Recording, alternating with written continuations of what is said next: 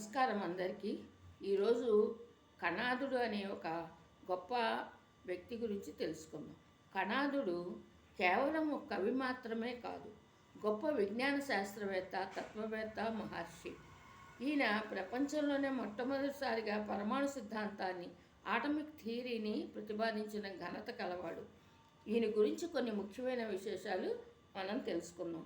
వైశేషిక దర్శనం. మన భారతీయ దర్శనాలలో ముఖ్యమైనది వైశేషిక దర్శనం. ముఖ్యంగా మనకి 6 దర్శనాలు ఉన్నాయి. అందులో ప్రధానమైనది ఇది.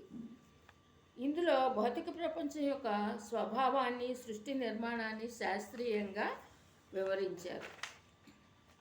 పరమాణు సిద్ధాంత పితామహుడైన పాశ్చాత్య లోకంలో జాన్ డాల్టన్ పరమాణు సిద్ధాంతాన్ని ప్రతిపాదించడానికి వేల సంవత్సరాల ముందే కణాదుడు పదార్థాల నిర్మాణం గురించి స్పష్టమైన సిద్ధాంతం ఇచ్చారు. ఈ విశ్వంలో ప్రతి పదార్థం విభజించడానికి వీలు కాని అతి చిన్న కణాలతో నిర్మితమై ఉంటుందని ఆయన చెప్పారు. ఆ కణాలకే పరమాణువు అని పేరు పెట్టారు ఆయన. 2 పరమాణువులు కలిస్తే ద్వాణుకం, డయోటామిక్ మాలిక్యూల్ అన్నారు. 3 ద్వాణుకాలు కలిస్తే త్రయాణుకంగా మారతాయని ఆయన వివరించారు. కణాదుడు అనే పేరు ఎలా వచ్చిందనటానికి ఒక ఆసక్తికరమైన ఒక కథ ఉంది. ఔలుక్యుడు, కాశ్యపుడు ఈయన పేరు. కానీ ఈయన గొప్ప తపస్వి, నిగర్వి. పొలాల్లో పంట కోసిన తర్వాత పడిపోయిన చిన్న చిన్న ధాన్యపు గింజల్ని ఏరుకుని తింటూ జీవించేవాడట. అందుకని ఈయన్ని కణాలు భక్షించేవాడు కాబట్టి, అదనం చేసేవాడు కాబట్టి ఈయన్ని కణాదుడు అన్నారు. నిజానికి అది కాదు. కణముల గురించి, అణువుల గురించి రహస్యాన్ని చెప్పాడు కాబట్టి ఈయన్ని కణాదుడు అన్నారు. సరే, అది అలా ఉంటే కణాదుడు కేవలం ఆధునిక విషయాలకే పరిమితం కాకుండా భౌతిక శాస్త్ర విషయాలను కూడా చర్చించారు. ముఖ్యంగా చలనం, మోషన్, వస్తువుల కదలికలు, వాటిపై గురుత్వాకర్షణ శక్తి ప్రభావం గురించి వైశేషిక సూత్రాల్లో ప్రస్తావనలు ఉన్నాయి. కార్యకారణ సిద్ధాంతం, ఏ మార్పు వెనుకైనా ఒక కారణం ఉంటుందని ఆయన బలంగా నమ్మారు. సాహిత్యపరంగా ఈయనను కవి అనడం కంటే దార్శనికుడు, శాస్త్రవేత్త అనడం అత్యంత ముదావహం. మహర్షి కణాదుడి జీవితం, ఆయన ప్రతిపాదించిన వైశేషిక దర్శన విశేషాల గురించి మరికొంత లోతుగా తెలుసుకుందాం. కణాదుడి కాలం ఖచ్చితంగా తెలియకపోయినప్పటికీ క్రీస్తుపూర్వం 6వ శతాబ్దం నుండి 2వ శతాబ్దం లోపల ఆయన జన్మించాడని చెప్తారు. అయితే ఆయన ప్రతిపాదించే సిద్ధాంతాలు మాత్రం ఊహలు కావు, పక్కా తార్కిక విశ్లేషణతో ఆయన చెప్పారు. పదార్థాల వర్గీకరణ, కేటగిరీ ఆఫ్ రియాలిటీ. కణాదుడు తన వైశేషిక సూత్రాల్లో ఈ విశ్వంలో ఉన్న ప్రతిదానిని అర్థం చేసుకోవడానికి వీలుగా పదార్థాలు అనే పేరుతో 6 భాగాలుగా విభజించారు. దానిలో ద్రవ్యం, సబ్స్టెన్స్, సృష్టికి మూలమైనవి, ఇవి 9 రకాలు. భూమి, పృథ్వీ, ఆపస్, నీరు, తేజస్, అగ్ని, వాయువు, ఆకాశం, కాలం, దిక్కు, ఆత్మ, మనస్సు అని విడదీశారు. ఇక 2వది గుణం, క్వాలిటీ. ద్రవ్యానికి ఉండే లక్షణం, ఉదాహరణకి రంగు, రుచి, వాసన, స్పర్శ, సంఖ్య, పరిమాణం. కణాదుడు 17 రకాల గుణాలని చెప్పాడు. అలాగే 3 కర్మ, యాక్టివిటీ, మూవ్మెంట్, వస్తువుల కదలికలు, పైకి వెళ్ళటం, కిందకి రావటం, ముడుచుకోవటం, సాగటం, ప్రయాణించటం, దీన్ని బట్టి కర్మ అని నిర్ణయించారు.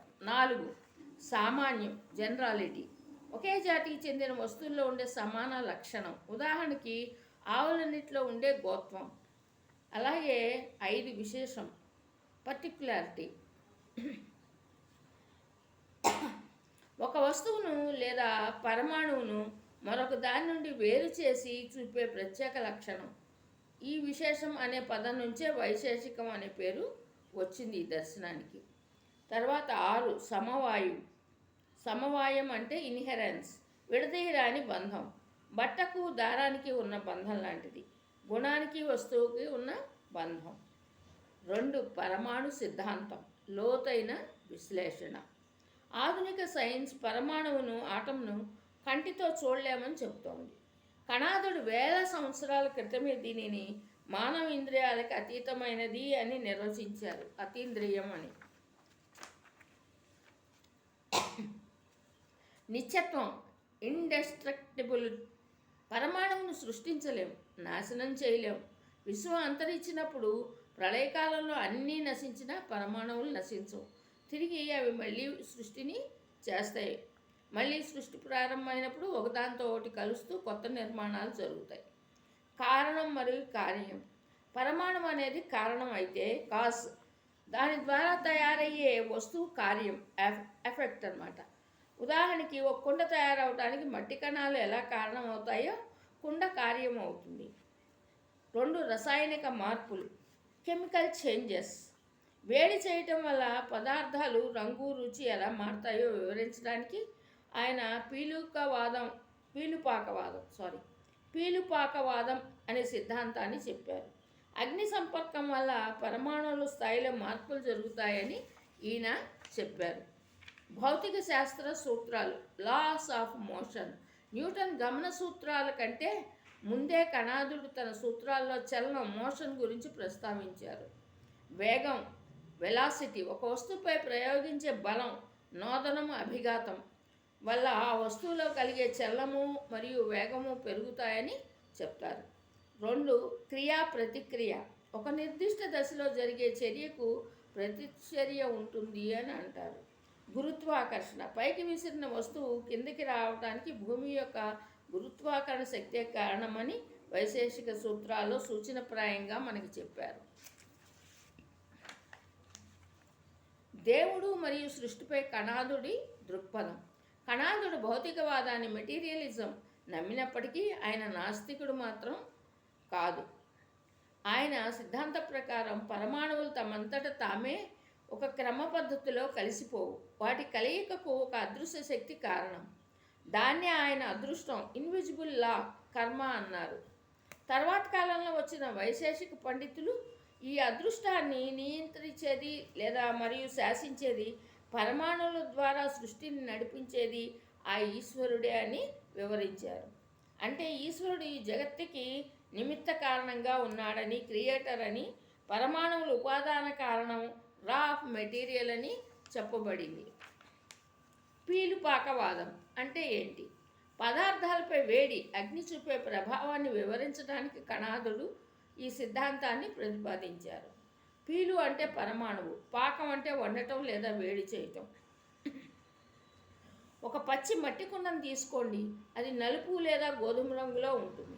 దాన్ని గిర్నీలో ఆవములో పెట్టి కాల్చినప్పుడు అది ఎర్రగా మారుతుంది.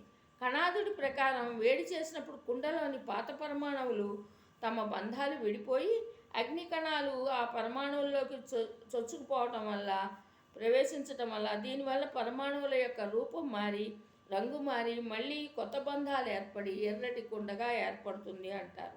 ఈ వివరణ ఆధునిక రసాయనిక శాస్త్రం కెమికల్ రియాక్షన్ సూత్రాలకు ఎంతటి దగ్గరగా ఉందో మనం ఊహించుకోవచ్చు. జ్ఞానాన్ని సంపాదించే మార్గాలు, ఎపిస్టెమాలజీ. మనం ఒక విషయాన్ని నిజమని ఎలా నమ్మాలి అనే దానికి కణాదుడు 2 ముఖ్యమైన ప్రమాణాలని అంగీకరించారు, ప్రూఫ్స్ని. 1 ప్రత్యక్ష ప్రమాణం, పర్సెప్షన్. మన కళ్ళు, ముక్కు, నోరు, చెవులు, నాలిక, చర్మం వంటి ఇంద్రియాల ద్వారా నేరుగా చూసి, స్పృశించి తెలుసుకునే జ్ఞానం. 2 అనుమాన ప్రమాణం, ఇన్ఫరెన్స్. ఒక దాన్ని చూసి మరొక దాన్ని ఊహించటం. ఉదాహరణకు కొండపైన పొగొస్తుందనుకోండి, మనకు అక్కడ అగ్ని కనపట్టాలా, కానీ నిప్పు అక్కడ ఉందని మనం ఊహిస్తున్నాం. ఇది అనుమాన ప్రమాణం. ఆధునిక విజ్ఞాన శాస్త్రంతో పోలిక.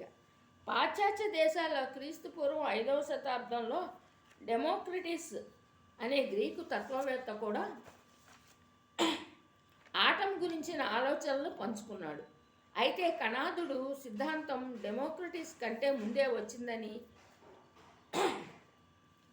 పైగా పరమాణువుల కలయిక, రసాయన మార్పుల గురించి కణాదుడు ఇచ్చిన వివరణ చాలా శాస్త్రీయమైందని చరిత్రకారులు భావిస్తున్నారు. ఒక చిన్న ఆసక్తికరమైన సూత్రం మనం ఇప్పుడు తెలుసుకున్నాం. కణాదుడు తన వైశేషిక సూత్రాలను ప్రారంభించడమే ఇలా ప్రారంభించాడు. అధాతో ధర్మం వ్యాఖ్యాస్యామ, అంటే ఇప్పుడు మనం ధర్మం గురించి తెలుసుకుందాం అంటాడు. ఇక్కడ ఆయన దృష్టిలో ధర్మం అంటే కేవలం పూజలు, వ్రతాలు, నోములు కావు. ఏ ప్రవర్తన లేని, ఏ నియమం వల్ల, ఏ ప్రవర్తన వల్ల మనిషికి ఇహలోకంలో సుఖం, అభ్యుదయం, అభివృద్ధి కలుగుతాయో, పరలోకంలో నిశ్రేయసం అంటే ముక్తి లభిస్తుందో అదే నిజమైన ధర్మం అంటాడు ఆయన. భౌతిక శాస్త్రాన్ని చదవటం కూడా అందులో ఒక భాగంగా ఆయన భావించాడు. కణాదుడు సిద్ధాంతం ప్రకారం మనసు గురించి తెలుసుకున్నాం. ఆధునిక సైన్స్ మెదడు ఆలోచనలపై పరిశోధనలు చేయడానికి ముందే కణాదుడు మనస్సు స్వభావాన్ని భౌతిక కోణంలో వివరించారు. ఆయన ప్రకారం మనసు కూడా ఒక అణువు లాంటిదే, అనురూపం. అది చాలా చిన్నది మరియు ఏకకాలంలో ఒకే పని చేయగలుగుతుంది.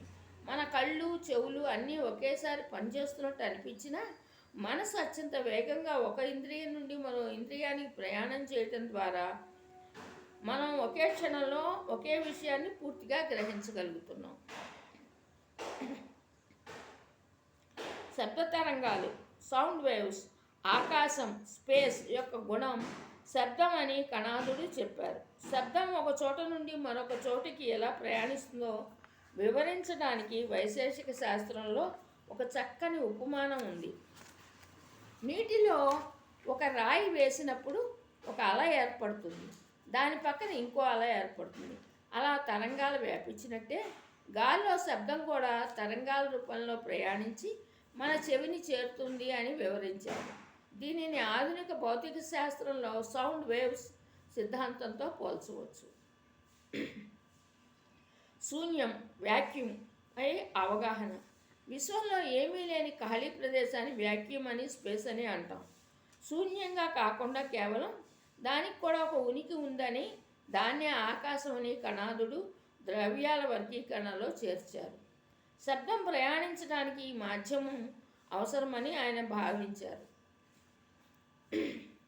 భారతదేశంలో ప్రాచీన కాలంలో విజ్ఞాన శాస్త్రం అనేది మతానికి లేదా ఆధ్యాత్మికతకు వ్యతిరేకంగా ఎప్పుడూ నడవలేదు. కణాదుడు కూడా దానికి పెద్ద ఉదాహరణ. భౌతిక ప్రపంచాన్ని, మ్యాటర్ ఎంత బాగా అర్థం చేసుకుంటే ప్రపంచాన్ని, మ్యాటర్ను అంత బాగా అర్థం చేసుకోగలమని, మన మూఢనమ్మకాల నుండి బయటపడతామని ఆయన నిరూపించాడు. ఆయన రాసిన వైశేషిక సూత్రాలపై తర్వాతి కాలంలో ప్రశస్త పాదుడు అనే మహర్షి పదార్థ ధర్మ సంగ్రహం అనే గొప్ప భాష్యాన్ని రాశారు. నేటికి మన ప్రాచీన భారతీయ భౌతిక శాస్త్ర పరిశోధనల్లో కణాదుడికి ప్రథమ శాస్త్రవేత్తగా గౌరవం ఉంది. పాశ్చాత్య ప్రపంచం సైన్స్ మరియు తత్వశాస్త్రాన్ని వేరువేరుగా చూస్తోంది. కానీ కణాదుడు లాంటి మహర్షి భౌతిక ప్రపంచాన్ని, సైన్స్ను లోతుగా అర్థం చేసుకోవడానికి, తద్వారానే ముక్తిని, ఆధ్యాత్మిక విముక్తిని సాధించవచ్చని నమ్మారు. అందుకే ఆయన భారతదేశ తొలి భౌతిక శాస్త్రవేత్త, ఫస్ట్ ఫిజిసిస్ట్ ఆఫ్ ఇండియాగా పిలువబడ్డారు.